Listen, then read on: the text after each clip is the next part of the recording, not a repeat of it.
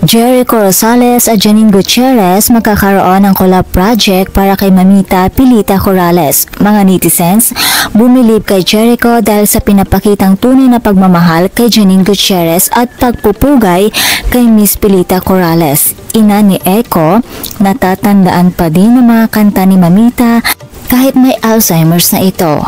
Miss Jackie Lou Blanco at Ramon Christopher hindi na inalampa ang sanhi ng pagkamatay ng kanilang ina. Halina't pag-usapan natin ang mga ito, mga chikadoras. Ayon nga sa Marites University, matagal na umanong pinaplano ni Miss Janine Gutierrez na gawa ng documentary movie ang kanyang Mamita Pilita. At nang pumasok na sa buhay niya si Jericho, interesado din daw ang aktor dito dahil ito din daw ang hilig ni Echo. Subalit, bigla ngang nagkaroon ng project si Echo at ito nga ang upcoming movie niya na Quezon.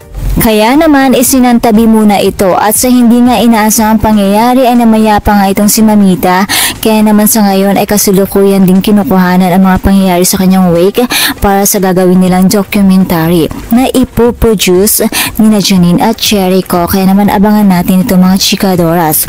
Samantala sa gitna na isang malungkot na panahon, isang larawan ng tunay na pag-ibig at malasakit ang nakita natin mula sa isa sa mga hinahangaang aktor ng bansa na si Jericho Rosales.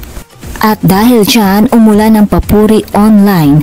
Bumilib ang maraming netizens ipinakitang suporta ni Echo. Hindi lang bilang boyfriend ni Janine, kundi bilang isang tunay na bahagi ng pamilya ng aktres. Sa bawat araw ng burol, hindi iniwan ni Echo si Janine. Ayon sa mga naging komento ng netizens, ibang level talaga si Jericho.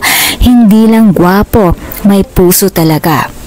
Masaya din si Echo dahil nakilala niya si Miss Pilita Corrales bago ito pumanaw. Samantala, ayon kay Jericho sa kanya naging panayam, ay ibinahagi nito na kahit may Alzheimer's na ang kanyang ina na si Mami Rose, ay hindi pa rin ito nakakalimutan ang mga kanta ni Mamita Pilita. Nakamakailan nga lamang ay binahagi ni Echo sa kanyang Instagram na kinakanta ni Mami Rose ang isa sa paborito niyang kanta ni Miss Pilita na ang Pipit. Ganoon nga kalalim ang naging impluwensya ng iconic singer sa bawat pamilyang Pilipino. Isinasa puso talaga ang kanyang musika. Ayon pa kay Echo, naniniwala siyang nararapat lamang na mapabilang si Miss Pilita Corrales sa hanay ng mga national artist, a tribute that came from the heart mula sa isang anak ng musika para sa reyna ng kundiman. Samantala, inalala naman ng mga anak ni Miss Pilita na sina Miss Jackie Lou Blanco at Monching ang huling sandali ng kanilang ina. Ayon kay Miss Jackie Lou, alam na daw ni Miss Pilita na handa na daw siya kung ano ang maaaring mangyari sa kanya dahil napaka-prayerful at very spiritual daw nito. Nagpasalamat din ang mga ito dahil maayos ang pagpanaw ng kanilang ina. Ani ni Miss Jackie Lou, she died in her sleep actually, which I'm very thankful for because, you know, hindi siya nahirapan, hindi na na-hospital, hindi siya lingering illness. At para sa kanya daw ay okay na yon.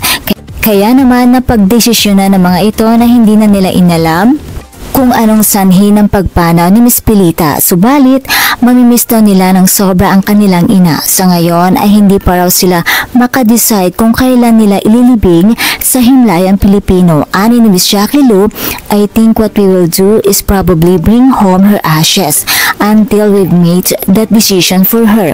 Nagpasalamat naman ang mga ito sa patuloy na pagdagsa ng mga fans, kaibigan at katrabaho nila sa showbiz industry sa burol ni Miss Pilita. Samantala, bukas ang huling araw ng burol ng ating Asia's Queen of Songs, Pilita Corrales. Maraming salamat Miss Pilita. And that's all for now mga chikadoras. For more showbiz update, please don't forget to like, share, and subscribe my channel. Thank you for watching.